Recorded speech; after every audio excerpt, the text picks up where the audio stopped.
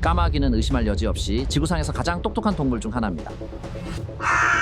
지금까지 까마귀에 대해 가장 놀라운 점은 특정 사람들, 심지어 특정 얼굴을 인식하고 기억하는 능력이었습니다. 그들은 얼굴을 인식할 수 있다. 자신에게 해를 입힌 사람을 수년 동안 기억하기도 한다. 하지만 과학자들이 전혀 예상치 못했던 사실은 바로 이것이었다. 까마귀의 대화 체계가 최근 해독되었는데 그 내용의 거의 대부분이 우리, 즉 인간에 관한 것이었기 때문이다. AI성 발에서 점등 그들의 이런 유익 소프트코어를 많이 사용하는 것입니다. 연구진은 수천 시간에 달하는 까마귀의 울음소리를 고성능 AI 시스템에 입력했다. 그저 소음을 몇 가지 범주로 분류하는 수준의 결과만을 기대하면서 말이다. 경고 신호, 먹이 신호, 영역 경고, 기본적인 동물의 행동 양식 대신 기계는 구조를 발견했다. 패턴, 소리가 결합되는 방식, 그리고 배열 순서에 따라 의미가 변하는 일종의 규칙이 존재했다. 연구진이 이 패턴을 추적하자 그들은 새들이 끊임없이 인간에 대해 토론하고 있다는 사실을 깨달았다. 매나 날씨가 아니다. 바로 우리다. 우리의 얼굴, 우리의 일상, 우리의 위협 수준 말이다. 당신은 이미 시스템 안에 들어와 있다. 단지 그 시스템이 존재한다는 사실을 몰랐을 뿐이다.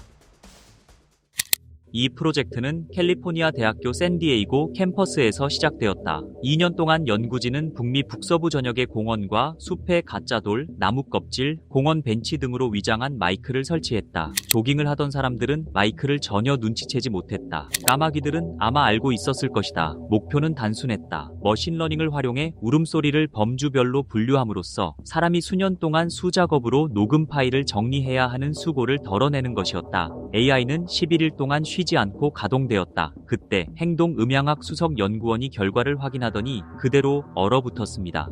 시스템은 단순히 울음소리를 분류한 것이 아니었습니다. 특정 소리들이 서로 결합하는 방식을 결정하는 근본적인 구조적 규칙을 찾아낸 것입니다. 일부 음성 단위는 순서와 강역에 따라 그 의미가 달라지기도 했습니다. 이는 도저히 불가능한 일이어야 했습니다. 인간에게는 의미를 생성하는 조합 규칙에 의해 지배되는 체계를 일컫는 용어가 있습니다. 바로 통사론입니다. 수십 년 동안 과학자들은 통사론이 오직 인간만의 전유물이라고 믿어왔습니다. 동물의 울음소리는 그저 감정적인 반사작용으로만 여겨졌습니다. 긴박함이나 감정을 전달하는 소음일 뿐 문법은 존재하지 않는다고 생각했습니다. 하지만 AI는 전혀 다른 사실을 시사하고 있었습니다. 연구팀은 분석을 수차례 반복했습니다. 하지만 패턴은 매번 흔들림 없이 일정했습니다. 새의 소리를 정리하려던 프로젝트가 마치 외계 문명과의 첫 접촉과도 같은 무언가를 발견한 셈입니다. 연구원들은 소음으로 가득 찬 폴더를 예상했지만 그들이 마주한 것은 하나의 정교한 구조였습니다. 그리고 가장 충격적인 발견은 아직 뒤에 남아 있었습니다. 그들이 당신의 이름을 부른 것입니다. 녹음 데이터 속에 파묻혀 있던 기묘한 음성 서열 하나를 AI가 분리해냈습니다. 그것은 특정 인간과 연결되어 있었습니다. 빨간 모자를 쓴 한 남자가 관찰 중인 공원을 가로질러 걸어갔습니다. 근처에 앉아있던 까마귀 한 마리가 짧은 울음소리를 냈습니다.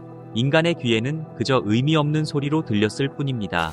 하지만 AI는 음의 높낮이와 간격, 타이밍, 주파수의 변화까지 모든 세부 사항을 파헤쳤습니다. 그리고 이 소리를 고유한 음향 지문으로 분류했습니다. 사흘 뒤 똑같은 남자가 다시 나타났습니다. 그러자 그 까마귀는 이전과 완전히 일치하는 음성 서열을 내보냈습니다. 아직은 설명이 가능한 영역이다. 동물도 개체를 식별할 줄 알기 때문이다. 하지만 일주일 뒤 무언가 달라졌다. 처음에 만났던 까마귀는 근처에 없었다. GPS 데이터상 그 남자를 만난 적이 전혀 없는 완전히 다른 까마귀가 기존과 완벽히 일치하는 소리 패턴을 낸 것이다. 정보가 공유된 것이다. 첫 번째 새는 단순히 반응하는 데 그치지 않았다. 다른 새에게 특정 식별 정보를 전달한 것이다. AI를 통해 전체 데이터베이스의 소리들을 대조해본 결과 그 울음소리는 단 4번 등장했다. 그리고 그 소리는 예외 없이 매번 같은 사람을 향하고 있었다. 다른 누구에게도 다른 어떤 상황에서도 쓰이지 않았다.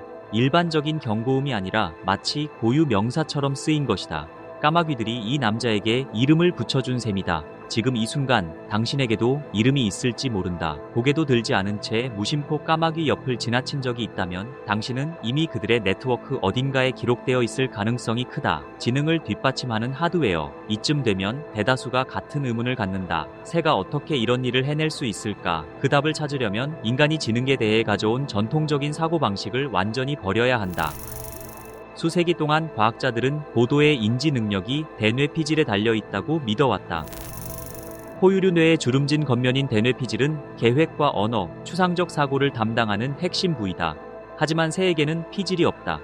초기 신경과학자들은 새의 뇌를 보고 매끈한 조직 때문에 지능이 거의 없을 것이라 결론 내렸다. 하지만 이후 연구자들이 형태가 아닌 신경세포의 밀도를 들여다보기 시작하면서 사실이 밝혀졌다. 새들은 팔리움이라 불리는 전혀 다른 구조를 진화시켰던 것이다. 현미경으로 들여다본 그 안에는 경이로운 밀도의 신경세포가 가득합니다. 체중 대비 인지 능력은 영장류에 필적할 정도입니다. 비유가 아닙니다. 말 그대로입니다. 이 정교한 하드웨어는 놀라운 지능적 행동을 만들어냅니다. 뉴칼레도니아 까마귀는 치밀한 설계에 따라 도구를 제작합니다. 연구진은 이 까마귀들이 판다누스 나무잎을 계단 모양으로 정교하게 잘라내는 모습을 목격했습니다. 나무 껍질 속 벌레를 끄집어낼 갈고리 도구를 만들기 위해서였습니다. 도구가 부러지면 수리하고 적당한 재료가 없으면 철사나 장아지를 가져와 임기응변을 발휘합니다. 제작 과정을 안내하는 머릿속 설계도가 존재하는 셈입니다. 그리고 물리학 실험이 이어졌습니다.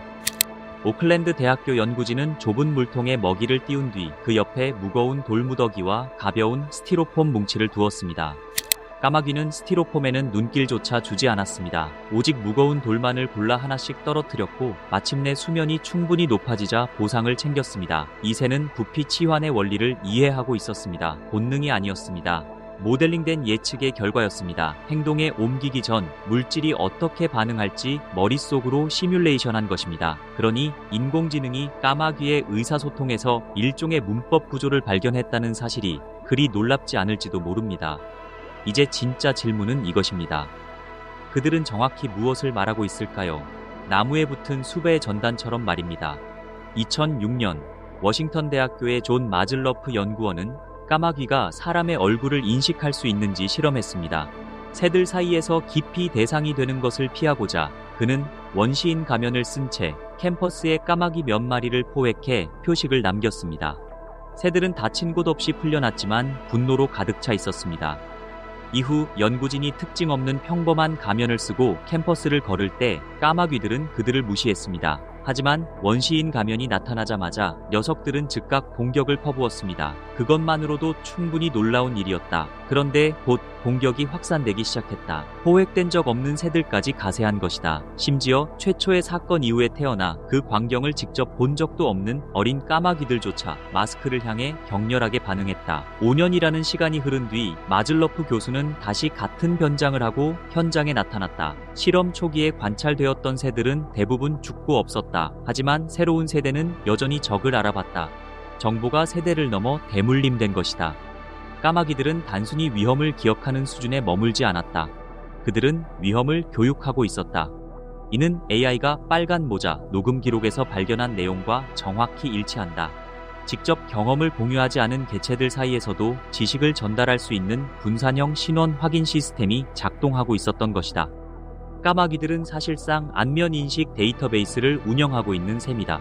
그들은 사람의 얼굴과 움직임, 행동 패턴을 추적하고 무리 전체가 공유하는 평가 데이터를 끊임없이 갱신한다. 연구진은 이 네트워크가 단순히 위협 요소만 감시하는 것이 아니라는 사실을 알아냈다. 그들은 인간의 습관을 추적하고 있었다. 새들은 인간이 공격적인 행동을 하기 직전 어떻게 움직이는지 관찰했다. 어떤 물건을 들고 있는지, 위급한 상황이 닥치기 전 자세가 어떻게 변하는지 살폈다. 까마귀들은 인간의 행동 그 자체를 연구하고 있었다. 축적된 데이터는 이제 인간을 비추는 거울이 되었다. 하늘 위에서 벌어지는 죄와 벌, AI는 죽은 까마귀 주변에서 일관되게 나타나는 또 다른 유형의 발성 체계를 찾아냈다. 동료가 죽으면 주변의 새들은 사체 주위에 조용히 모여든다. 연구진은 당초 이를 죽음을 슬퍼하는 애도 행위로 해석했다. 하지만 AI는 그보다 훨씬 분석적인 무언가를 포착해냈다. 그 울음소리에는 사인이 부호화되어 있는 듯했다. 포식자, 차량, 인간의 무기, 까마귀 떼는 마치 법의학 조사를 벌이듯 상황을 파악하고 있었다.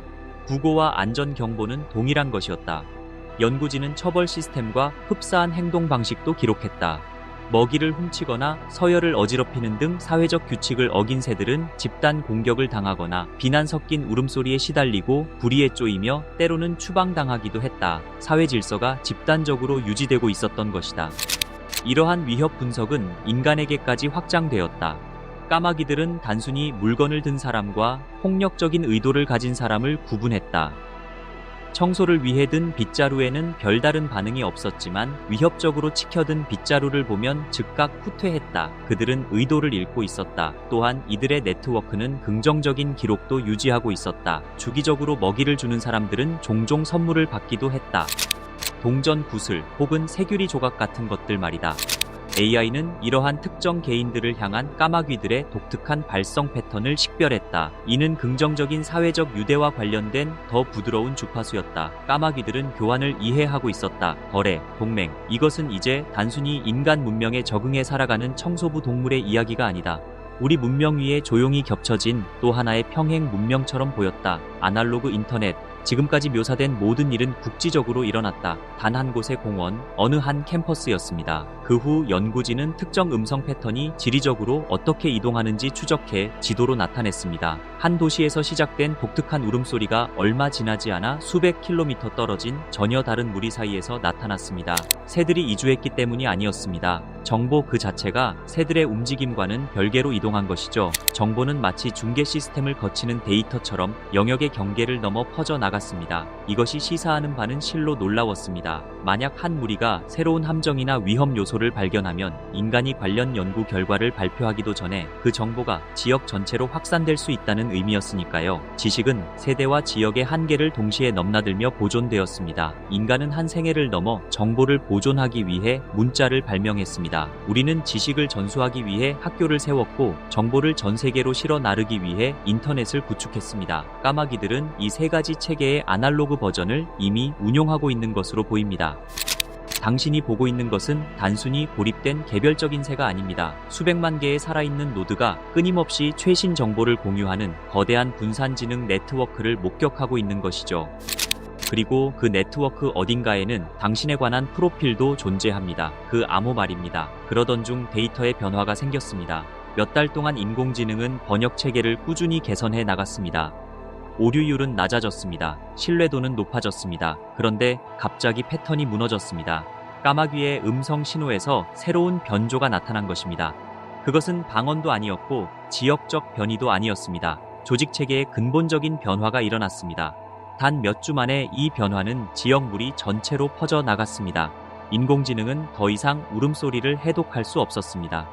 연구자들은 무슨 일이 일어난 것인지 여전히 논쟁 중입니다. 일부 까마귀 전문가는 까마귀들이 연구 자체를 알아차린 것이라고 믿고 있습니다. 까마귀는 끊임없이 환경을 시험합니다. 이들은 교통 흐름을 이용해 견과류를 깨고 포식자의 반응을 살핍니다. 생존이 시스템을 이해하는 데 달려있기 때문에 패턴을 분석합니다. 연구구역 내에서 관찰되던 인간들은 기이하게 행동했습니다. 이들은 정상적으로 반응하지 않고 그저 관찰만 했습니다. 가설에 따르면 까마귀들은 이 이질적인 상황을 인식했습니다. 그리고 암호를 바꾸었습니다. 얼핏 들으면 터무니없는 소리처럼 들릴지 모르지만 이미 입증된 사실들을 고려해 보십시오. 이 새들은 도구를 제작하고 물리학 문제를 해결하며 세대를 거쳐 정체성 정보를 전달합니다. 대륙 전체를 아우르는 지식 네트워크를 유지하고 몸짓 언어만으로 인간의 의도를 구분해냅니다. 감시를 감지하는 것이 정말 불가능한 일일까요? 만약 가설이 맞다면 현재 인공지능을 혼란에 빠뜨린 무질서한 울음소리는 의미 없는 소음이 아닙니다. 그것은 간섭입니다. 인간이 아직 이해하지 못하는 통로를 통한 소통을 숨기기 위한 연막인 셈입니다. 우리는 가능한 가장 진보한 도청 시스템을 구축했습니다. 까마귀들은 그 소리를 들었습니다. 그리고 이내 침묵했습니다. 이것이 우리에 대해 무엇을 드러내는지 말입니다. 까마귀의 소통 방식은 이제 막 해독되었으며 그 결과가 드러내는 것은 새들보다 인류에 대해 더 많은 것을 말해줄지 모릅니다. 수세기 동안 인간은 까마귀를 바라보며 그저 청소부일 뿐이라고 생각했다. 그 사이 까마귀들은 우리를 분류하고 있었다. 위협을 추적했다. 행동을 기록했다. 이름을 공유했다. 세대를 거쳐 평판을 보존했다. 인간이 마침내 까마귀의 의사소통을 분석할 수 있는 장비를 개발했을 때 가장 먼저 발견한 사실은 이 새들이 이미 수십 년 전부터, 어쩌면 그보다 더 오래전부터 우리를 분석해 왔다는 것이었다. 전선 위에서 지켜보는 모든 까마귀는 당신이 다람쥐를 관찰하듯 당신을 바라보는 것이 아니다. 그것은 당신을 평가하고 있다. 행동을 기억과 대조한다. 당신이 볼 수 없고 결코 접근할 수도 없는 분산된 기록을 갱신한다. 당신의 머리 위 어딘가에서 당신의 얼굴에 부여된 이름을 실은 울음소리가 나뭇가지에서 나뭇가지로 전달된다. 당신이 떠난 지 한참 후에도 살아있는 기억 속에 저장될 평판이다. 소름 돋는 점은 까마귀가 지능적이라는 사실이 아니다. 우리가 그들을 배경 소음으로 치부하는 동안 그들이 이 모든 시간 우리에게 주목해 왔을지도 모른다는 사실이다.